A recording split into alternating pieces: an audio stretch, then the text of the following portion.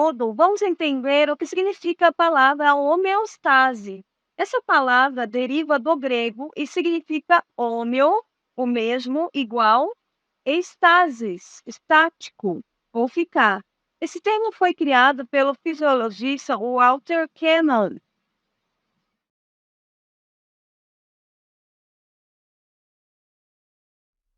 Tá, mas então o que é a homeostase? A homeostase é a habilidade de manter o meio interno em um equilíbrio quase constante, independentemente das alterações que ocorram no ambiente externo. O nosso organismo é uma máquina perfeita, que necessita que cada variável esteja completamente ajustada para que seu funcionamento ocorra de maneira correta. Se a temperatura está muito elevada, por exemplo, uma febre, pode ocorrer alterações no estado mental, o comprometimento de órgãos e até mesmo a morte do indivíduo. Para manter a homeostase ou homeostasia, nosso meio interno deve manter certos valores sem alterações. Isso é conseguido graças a diversos processos fisiológicos que ocorrem de maneira coordenada e que garantem o equilíbrio.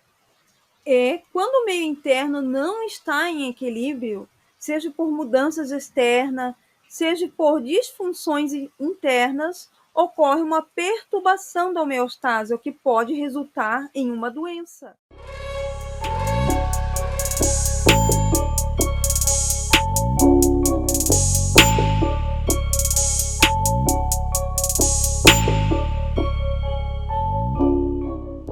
Para garantir a homeostase, o nosso organismo conta com alguns recursos: o sistema nervoso e o sistema endócrino.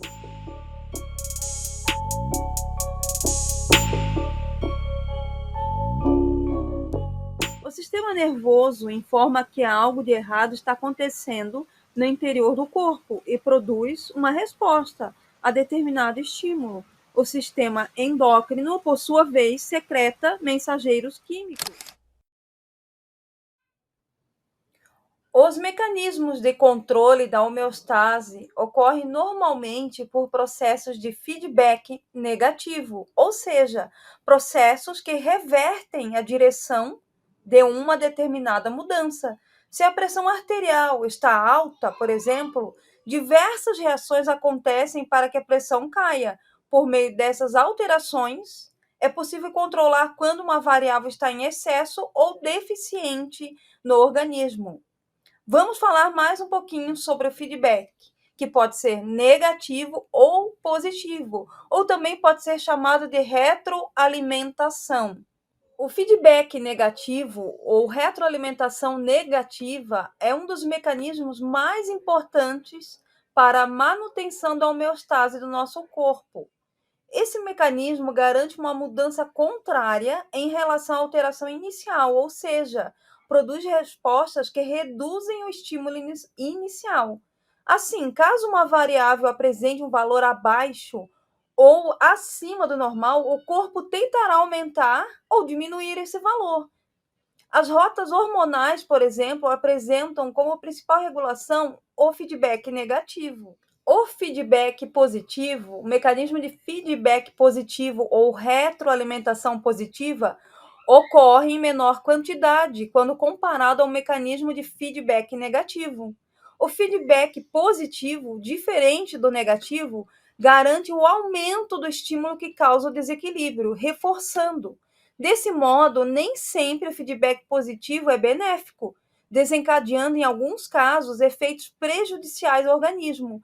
Um dos exemplos mais conhecidos é o momento do parto, quando o bebê está prestes a nascer. Observa-se o estiramento do colo uterino, o qual estimula a liberação da ocitocina.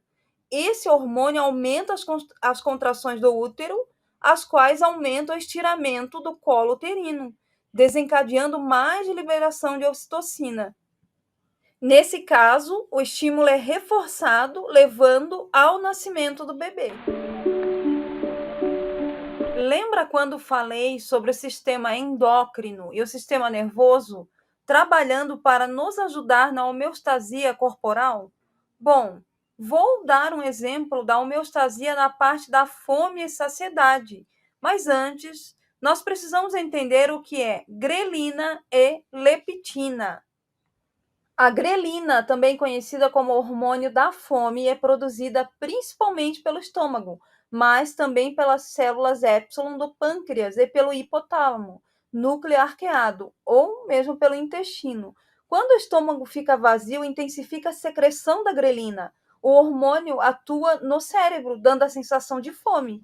Quanto mais elevado for a produção, resultando em concentrações altas no sangue, maior será a sensação de fome. Quando nos alimentamos, a secreção da grelina diminui e a sensação de fome passa. O hormônio da saciedade, também conhecido como leptina, é um hormônio produzido pelas células adiposas do corpo. Ele tem um papel fundamental no controle do apetite e no metabolismo energético, ajudando a regular a ingestão de alimentos e a manter um equilíbrio saudável do peso corporal.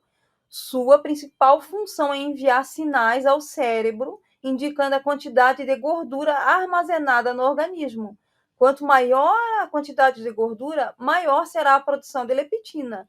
Quando os níveis de leptina estão elevados, ela atua como um supressor do apetite, reduzindo a fome e aumentando a sensação de saciedade após as refeições. Então, nós vimos que a grelina e a leptina são dois hormônios com efeitos diferentes, que informam ao cérebro sobre as necessidades nutricionais, sendo importantes para o equilíbrio entre a fome e a saciedade, permitindo a manutenção do peso.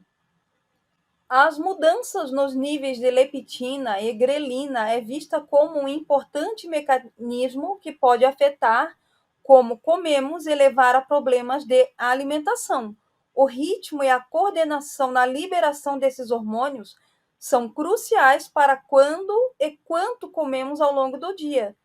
Pesquisas mostram que um padrão regular na liberação desses hormônios influenciam a produção de neuropeptídeo, que é fundamental para controlar nosso apetite no cérebro.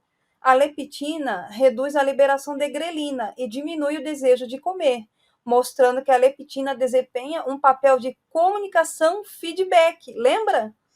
Entre o corpo e o cérebro para manter a homeostasia do nosso peso corporal equilibrado. O feedback ou retroalimentação é super importante para o nosso organismo e para o sistema digestivo, como nós acabamos de ver, funcionar direitinho. Esse processo de feedback ajuda a manter nosso apetite sob controle e nosso corpo equilibrado. Se esse sistema não funcionar direito, podemos comer demais ou pouco, o que pode causar problemas de saúde.